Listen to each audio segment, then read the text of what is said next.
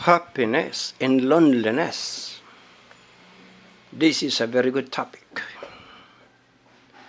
Yes, can we find happiness in loneliness? Sometimes life looks beautiful, then suddenly becomes ugly. Why are there people, by multitude, globally, who are seemingly living a normal life daily with admiringly successful careers, good flowing business operations, nice jobs, nourished by high earning incomes to sustain a vigorous lifestyle, secured and better marital relationships, in an intact family home, and then suddenly life is changed, getting difficult and heavier every single day. Why the inevitable transformation? Some families could not last an average generation period of 25 years. And there are those only less than a decade it takes to deform a household. What is that something missing to sustain the strength of a lasting, beautiful family or individual existence? Have our psychologists and sociologists ever looked into this matter? What is that invisible force that could bind harder and longer together a family, even if how many calamities are coming to slam them down? There is really something that is missing in some societies. Imagine a seemingly prosperous family with the father and mother living peacefully together, simultaneously with all the children accomplished in their respective careers.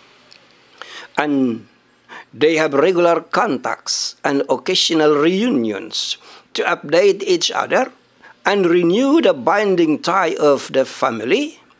Then suddenly, one of them dies, and everything is changed totally. The death of one destroys everything. Why is it that some people, when their harmonious living is abruptly shattered by a calamity, everything is adversely affected, with not a potent capacity to return the steering wheel back to the road, and the good life could not be returned to its former marvel? You could see the manner how the relationship of a family is changing slowly after the drastic event, the level of chaos being declining gradually. The closeness is scattering away, and each and everyone is leading a life differently individually. They are getting farther away from each other's closeness and attention. What does it take to maintain longer a smooth sailing family travel from one generation to another, or just a period of 25 years? Is it money, the sustaining force? If it is so, then when the money is gone, the family is in trouble. But there are those unyielding families of which it could afford to preserve intact longer their gracefully managed peaceful sailing, even when there is no big money for a longer stretch of time. Is it the presence or demise of powerful political positions? Neither also. The higher the status of power is, the greater the pressure of stress to effect more of mental tension and worry to the family. Much more troubles when the power is gone. For sure, it is not beauty, because after 40 is the beginning decline of attractiveness. Yet there are still individuals who are truly happily together, even if no more beauty at 70. So it is not the presence or absence of beauty, the promotion or demotion of happiness in many personalities. It must be something else, more forceful, an engine to sustain a family or some individuals steadily on the road to traverse the distance from birth to last breath with a single-minded attention, firmly, non-forsaking, neither reversing the steering wheel from the route of blissfulness. Yes, may we know what exactly is this something missing link? The answer is simple and clear. Belief system is the compass of living well.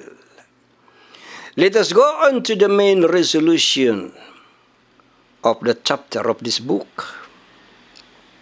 According to several studies conducted by Western and European research groups, the people who adhere to a certain belief system with an active, committed fervor, religiously speaking, are the ones with the highest percentage of simple but meaningful happiness.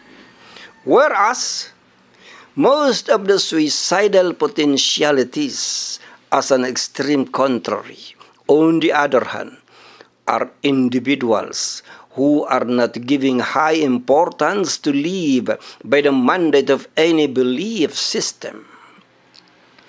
For it is a proven fact that any positive value religious belief system could help anybody overcome a recurring depression. The studies also find out, most notably in the circle of practicing ones, their mode of living is constantly regulated in moments of joy and most of the time in unbearable loneliness. They are more informed and disciplined, not excluding inspired, in traversing the safe route of moral and the dangerous way of immoral desires in life. Unknown to most of them, this is their highly reliable safety measure to cross the line. In a word, this is the most potent force, but a missing link to maintain the sustainability of a happy, contented, and meaningful human existence, the belief system. The active practice of a belief system is the engine of human force to face every hardship with the firmness of unyielding endurance and its marvelous prosperity with secured control and regulation. Belief system is the compass of living. However, paramount its great importance is, most of the time, belief system is misunderstood in a materially possessed living. In the pursuit of happiness, most people don't bother in entertaining the blind thought that there is only a singular way to attain it, that is, money. Only later, when the problem reaches the impossibility of solution to, do people regretfully realize that money cannot buy happiness. Neither could it release you, my friend, from the prison of greed. There is a difference between a believing and a non-believing soul in confronting loneliness. But of course, not all religious people are happy, absolutely. Unhappiness is a universal human feeling. Loneliness can also be found everywhere and anywhere, either to the pious or to the sinful criminal way of living. That is just natural, no question. For sadness is not confined in villainous communities only, but also in the devout individuals. Nobody could escape the circumstances of sadness. Only the robots made of steel are excused. However, there is an arresting difference between the sadness of a good, believing soul and that of an uncaring, disregarding sinner. The pain of a religiously educated soul is strikingly short-lived, while that of a non-concerned, unbelieving individual, the torment is long-term and even extended sometimes. Both are experiencing sufferings, of course, why not? But the contrast between the two is in the length of physical, mental, and emotional discomfort. Why such a time sadness gap? For the good, censored soul, regulated by a firm belief system, there is the intensity of religious attachment, the crystal clear, sacred dedication and devotion to the regular services of worship. These solemn acts of pious rituals, done on a regular basis, strongly influence the firmness of mind and soundness of character of a society. Most particularly, when the person is 100% deeply convinced of the truth and veracity of the adhered belief system. And even if the suffering is prolonged, as in some cases, the former is willing to endure silently without a complaint, accepting the misery as an essential part of the trials that a belief system adhered to, thus making the patient strength imperishable. Unlike the latter, the materially powerful but morally weak people who are not habitually engaged to sacred services, easily outworn by failures and distress, their lack of soul-comforting belief system contributes much to their easy giving up when confronted with unbearable depression. They could adroitly manage to win a highly competitive and challenging struggle for a position or promotion, for they are better at it. But when it comes to a feeling of crushing sadness, hopelessness, and sense of no importance, they are unable to fight bravely nor live in a normal way.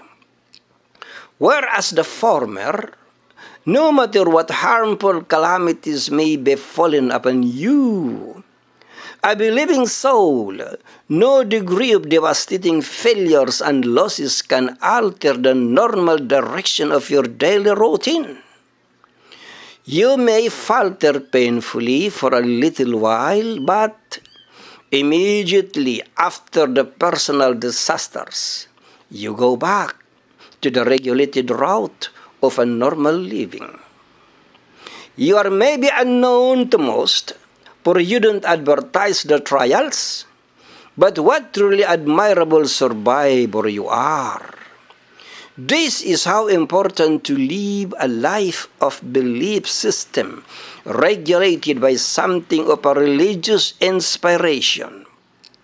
You are following certain do's and don'ts, direction, and restrictions to make the routine of sailing smooth in spite of the sea storms coming along the way.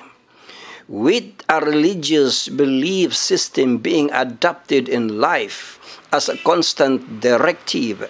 Your daily travels are cautiously guided by a compass in order not to get lost amidst a troubling dark ocean. People with belief system survive even the most extreme of calamities. Just look at the surprising ratio of not only lasting but praiseworthy happiness found in some certain groups of people globally, most specifically around the Middle East region, most particularly the Palestine, the Gaza region. There are those helpless communities, victims as they are, of which in spite of so much of grave calamities they are encountering on a daily basis, such as mercilessly bombing of their houses, burning their villages, killing their men and children and women, raping their women, and all the rest of the most unthinkable, terrifying horrors of oppressions and injustice. Still, they strongly possess, according to global studies, the highest rate of contentment, satisfaction, and happiness in life. This must be unbelievably surprising. Well, such is the reason why they are an interesting subject of studies by global groups. They are maybe easy victims of global terrorism, and what an irony.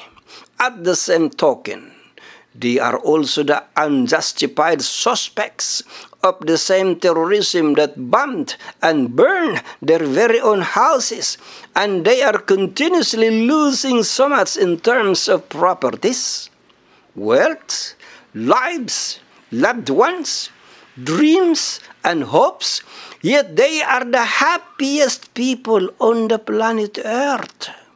Again, unbelievable, but that is what is according to several verifiable reports.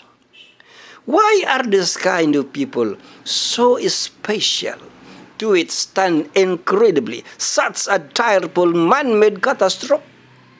What makes them awfully unyielding?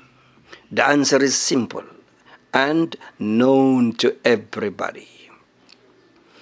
It is their powerful adherence to a belief system, the indubitable conviction to life and hope for the oppressed, that endlessly makes them irrefutably stronger to survive all the man-made evils of which they are most of the time the miserable victims and repeatedly done the scapegoat suspects. Allahu Akbar. And they do not only enduringly survive, but in spite of ruined houses and crippled homes, still they also positively cling to the hope of tomorrow, either the morrows in this world or the everlasting morning in the life to come hereafter. If some or most of the people in Europe and America could just lightly have a taste of the unbearable pains and insurmountable endless sufferings of the above-mentioned people, maybe the rate of suicidal incidences shall be multiplied to the highest level in America and in Europe. But strangely enough, there are no reported suicidal incidences among those victims of genocides. Allahu Akbar. Very strange. Hope is the underlying fruit of a belief system. They are incredibly happy in tragedy and distress. Strange people indeed, isn't it? They solemnly look at their murdered sons as redeeming martyrs for their own sins and that for their relatives. When a good thing happens to them, they praise the Almighty Allah. And if an evil is befallen upon them, they recourse to the most secure and reliable aid of earnest patience and steadfastness. They find their utmost consolation in the faithful promise of a belief system, telling them that there is a joy out there, somewhere in the outer space, not visible to human eye, where their loved ones are awaiting for them in the morrow. The undeniable reason why these victims of massacres, mass murders, genocides, and burning people alive are still standing and hopeful is the mighty potent belief system that they are cultivating deep into their soul. They are fully convinced, not entertaining a single drop of doubt, that justice shall be rendered sooner or later in this world or in the hereafter. Their belief system is the core of their entire existence, shaping their totality of mode of living, the center of their hopes and aspirations, the measure of fear and obedience, the cause of living and dying, the inspiration of their dreams and vision in life, the measuring point of rewards and punishments, and the source of their absolute insisting on living a life of good amidst an existence in a world of evil. The same belief system mold their approach to failures and hardships in community life, either in time of war or in peace, so that 1,000 times they are tortured by trials and setbacks. 1,000,000 times also they stand up and are hopeful for a better morning. The never-ending cherishing of great hope is the foremost of all the undying fruits of a belief system. Living in a life of belief system makes human existence easier. But let us go back for a little while to the first paragraph of the chapter. If you happened to live a life of no belief system whatsoever, your existence is most probably full of outward successes of money, family prestige, domestic relations, jobs, social status, flourishing career, global connections, beautiful houses and mansions, countless contracts and opportunities, and the rest of the termed material glories. But life is getting difficult and lonely every day. Again, why? Have you ever asked this question when alone? Why amidst an uppermost high performance is an underlying depression? This is a common imbalance among many big achievers, something that we should give attention to before closing this chapter. Just like when climbing through the stairs of 100 stories building without the aid of an elevator. Imagine yourself in the first floor and willing to go up to the rooftop. The higher you ascend, the heavier you feel from the pressure of rising. After negotiating 50 floors, your legs are becoming unbearable to move on, for each level is a torture. By the time you reach the 90th plane, you cannot stand up. Every single flat is a torment of lifting up yourself.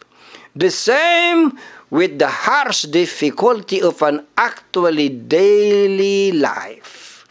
Every single day of striving to maintain the ascension of living is an agony of existence in a life of no belief system. The belief system of a religious entity is the source of peace and happiness of the mind. It makes life easier, even if amidst discomfort. Without a belief system, life is empty. No matter how greatly successful you are materially, and financially perhaps, much more if adding the notion that you are a hardcore atheist or confused agnostic may be, a disbelieving, bewildered soul. The truth is, based on thousands of years of human experience since the dawn of mankind, without entertaining in life a positive religious belief system, there is an ugly emptiness in your existence. Just accept it yourself honestly, a dark hollow, an empty space inside of you, something the silent soul kept on repeatedly crying out in a deeply profound search for a missing link. But you don't listen to that invisible inner voice. Appalled by the deceiving pleasure, enjoyments, and amusements of the world, and perplexed by the power of these irresistible temptations, you are left voiceless and dumbfounded, not knowing exactly what to do. Finally, when the quest for happiness, a foremost lifetime search, is a failure, and the invisible inner voice is seemed burned out, and there is no more fuel available to carry out and be heard of, and feel that you become physically and emotionally spent, such an unsuccessful attempt of the great quest would usually find a solace in and be turned into several forms of vices and other dark means of imagined comforts, of which most, if not all, are depression-leading. Yes, depression-leading choices in life. So that after gathering so much outward glory, you finally feel deep inside that it is meaningless, empty, and useless, that breath deserves an early cut-off. Allahu Akbar. This is where the danger is. The abrupt cessation of breathing by choice. An ending of life by your own hand. Suicide. Subhanallah. How many percentage of suicidal incidences in Europe and America, in spite of all the glories materially, financially, still they live a life of no happiness? But a belief system is not enough. It, without action, it cannot bring in happiness. Now, before we close this chapter, I just have one very important question. You may not like to hear it, but I have to say it. I am compelled to do so. As a concerned writer, Islamic writer on self-help genre, and aiming at the simple objective of arming the reader with the vital information needed as a practical tool in the pursuit of happiness, I feel it my responsibility to ask it. The question is very simple and common knowledge, but needing an invigorating wake-up call. There are so many thousands upon thousands of fake belief systems globally, and all are claiming to be the only right one to follow. How could we discern the authentic and worthy of trust belief system from the unreliable entity to cross the line successful in the practical quest for happiness? The next chapter, inshallah, shall explain to you in detail the answer, of which it is not the design of this book to allure you to abandon your belief system, but just to give you a clue. It's up to you to make a further search in the quest for happiness. To summarize to you this chapter, let us give you some important points. Number 1, why does calamity change life? Number 2, belief system is a necessity in the search for happiness. Number 3, the opposite responses of two souls in the same calamity. Number 4, what makes a man survive even with the most extreme of calamities. Number 5, belief system breeds hope. Number 6, life is easier with belief system. And number 7, there is an emptiness in the life of no belief system. This is yours truly, Salem Guimba.